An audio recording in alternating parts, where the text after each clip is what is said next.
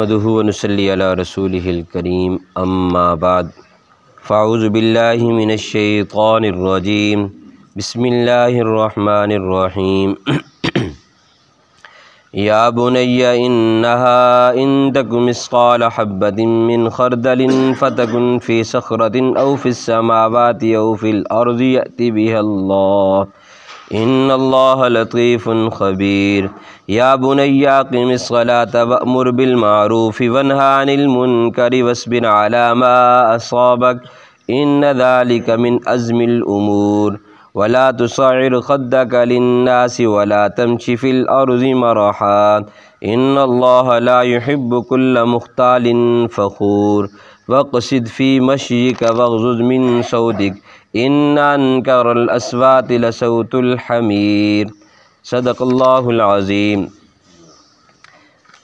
کل والی آیات میں ہم نے حضرت لقمان حکیم رحمۃ اللہ علیہ کا اپنے بیٹے کو نصیحتیں کرنے کے متعلق کچھ نصیحتیں پڑھی تھی۔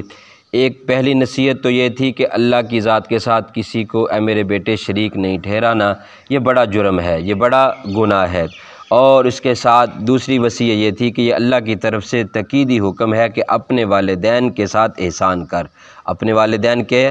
اوپر احسان کر۔ کیوں کہ اس لیے کہ تیری ماں نے تجھے کمزوریوں کے باوجود تجھے اٹھائے رکھا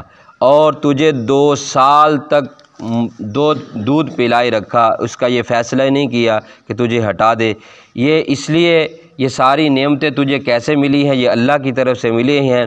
اور انشکر لی، اس لیے تو میرا بھی شکر ادا کر، ولی والدیک، اور سبب تیرے والدین بنے ہیں تو اس لیے ان کا بھی شکر ادا کر۔ تو آگے فرمایا کہ یہ آنا تو میری طرف ہے، اگر شکر ادا کر کے آئے گا تو تیرے لیے اچھے بدلے ہوں گے۔ اور دوسرا کہا کہ یہ دیکھ اگر تیرے والدین تو نے ان کی فرما برداری کرنی ہے، وَإِن جَاهَدَاكَ عَلَىٰ أَن تُشْرِكَ بِي مَا لَيْسَ لَكَ بِهِ عِلْمٌ، اگر وہ تجھے اس بات پہ مجبور کریں کہ تو اللہ کی ذات کے ساتھ میرے ساتھ شریک ٹھہرا، تو تجھے جس چیز کا علم نہیں ہے، جس چیز کے بارے میں، اس میں ان کی پیروی نہ کرنا۔ وَصَاحِبْهُمَا فِي الدُّنْيَا مَعْرُوفًا، اور تاکید فرما دی کہ ہاں یہ بات بھی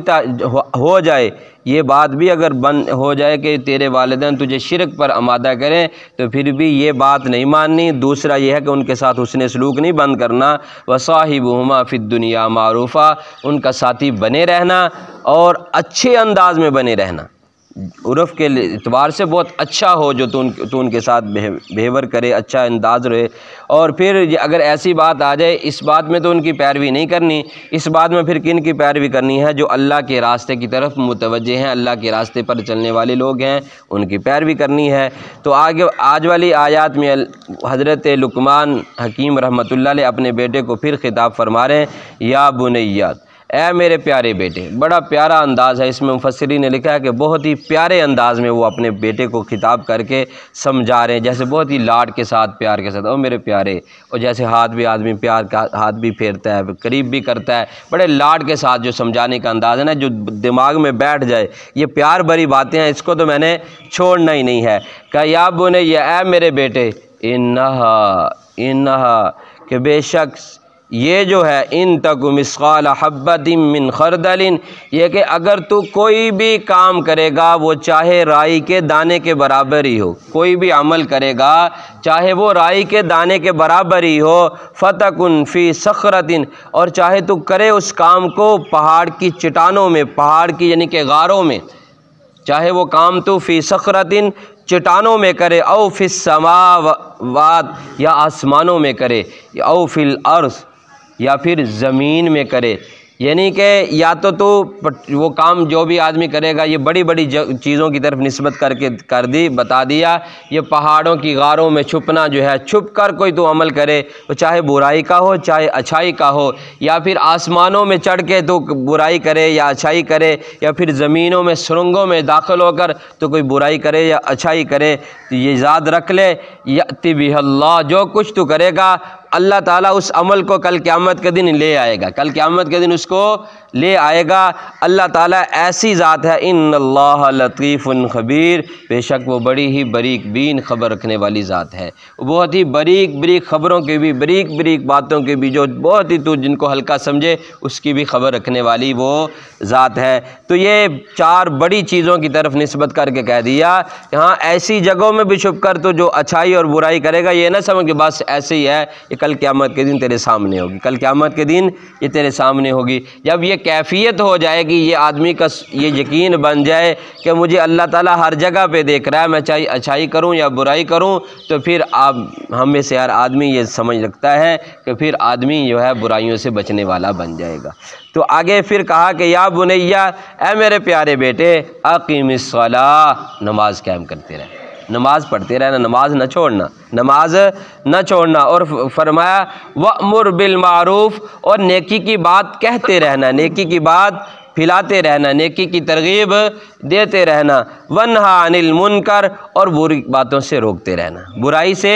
روکتے رہنا۔ اور کیا کرنا؟ وَاصْبِرْ عَلَىٰ مَا أَصَابَكَ، اور صبر کرنا جو تجھے تکلیفیں پہنچے، تجھ پر جو تکلیفیں آئیں دنیا میں رہتے ہوئے، کیونکہ یہ قصد والے کام ہے، بڑے